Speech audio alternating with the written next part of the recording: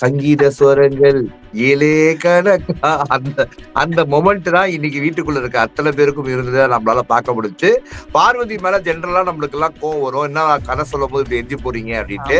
ஆனா இன்னைக்கு பார்வதி நிலைமையை பார்க்கும்போது எனக்கே பாவமா தான் இருந்துச்சு. கபூர்தனை வீட்டுக்கு அனுப்பிச்சிடலாம், ஏன்னா அவர் பேசுறதும் நம்மளுக்கு புரியல, அவர் செய்யறது அவருக்கே புரியல, என்னடா இது அப்படின்னு பிக் பாஸுக்கும் புரியல அப்படின்ற மாதிரி தான் இருக்கு. கடைசியா நான் ஒரு ஆக்டர்னப்போ என்னால நம்ப முடியல. என்னலே நீங்க சொல்றீங்க, அரோரா கதை சொன்னாங்களா? 24 hours சொன்னாங்க. சரி ஓகே, அப்ப நீங்க எங்களை பார்த்தா கிச்சாவை பார்த்தா உங்களுக்கு இளிச்சாவாயனாவே இருக்கு.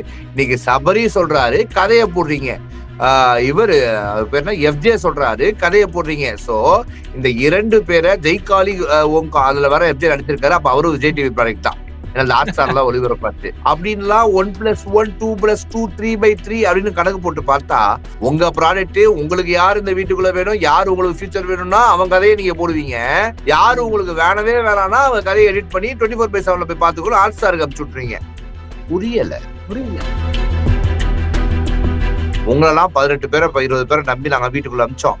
நீங்க வீட்டுக்குள்ள போய் நல்ல கண்டன கொடுப்பீங்க நாங்களும் எதிர்பார்த்தோம், அதுக்கு தான் சேர்த்து சம்பளமும் கொடுத்தோம். ஆனா நீங்க எனக்கு பல்பு கொடுக்கலையா அப்படின்ற மாதிரி தான் அந்த டாஸ்க முடிச்சுட்டாரு. கடைசி என்னையும் ப்ளூ சட்டை மாறின மாதிரி பேச வச்சிட்டாங்க.